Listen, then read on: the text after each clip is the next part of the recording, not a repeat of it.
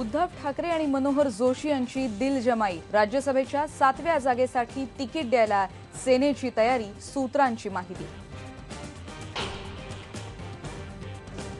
स्वाभिमान संघटनेचे अध्यक्ष नितेश राणे यांचा गोव्यामध्ये राडा, टोल नाक्याजवळ अडवलं म्हणून केली तोडफोड। पेडणे पोलिसांनी घेतलं नितेश यांना ताब्यात। शरद पवारांनी समज दिल्यानंतर सुनील तटकरे आणि भास्कर जाधव यांच्यातला वाद मिटला। पक्षातला वाद चव्हाट्यावर आणू नका, पवारांनी केली कानउघाडणी। मला असं वाटतं की आता या विधेयकाला पारित करण्यामध्ये काय अडचण येईल असं मला वाटत नाही। सरकार याकरता कटिबद्ध आहे, फर्म आहे आणि मी करणारच। जादूटोणा विरोधी विधेयक हिवाळी अधिवेशनात मंजूर करणारच, मुख्यमंत्र्यांनी व्यक्त केला निर्धार। म्हणाले डॉक्टर दाभोलकरांना हीच खरी श्रद्धांजली। मुंबईमधल्या सगळ्या एटीएममध्ये सीसीटीव्ही लावणं आवश्यक, गृह खात्याचे बँकांना निर्देश। गृहराज्यमंत्री सतेज पाटील यांची माहिती।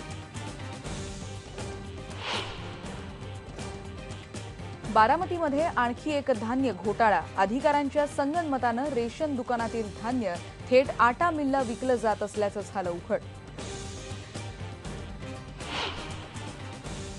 1971च्या युद्धात निर्णायक कामगिरी बजावणाऱ्या आयएनएस विक्रांतचा होणार लिलाव, विक्रांतचं संग्रहालय सांभाळण्यात सरकारला अपयश। एफसीतर्फे मास्टर ब्लास्टर सचिन तेंडुलकरचा सत्कार, सचिनच्या हस्ते शरद पवार इंडोर क्रिकेट अकॅडमीचं उद्घाटन।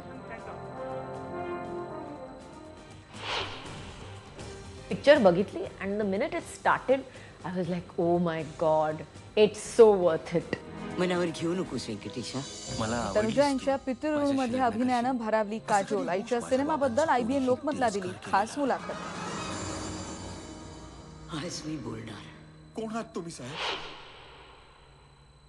पण महाराष्ट्र नामाच्या सुरुवातीला एक महत्त्वाची राजकीय बातमी आपण बघणार आहोत, ती म्हणजे उद्धव ठाकरे आणि मनोहर जोशी यांच्यात दिलजमाई झाल्याची ही बातमी आहे। कारण राज्यसभेच्या 7व्या जागेसाठी मनोहर जोशी उत्सुक आहेत आणि जोशी सरांना हे तिकीट द्यायला शिवसेनेची तयारी आहे अशी माहिती आता कळते आहे।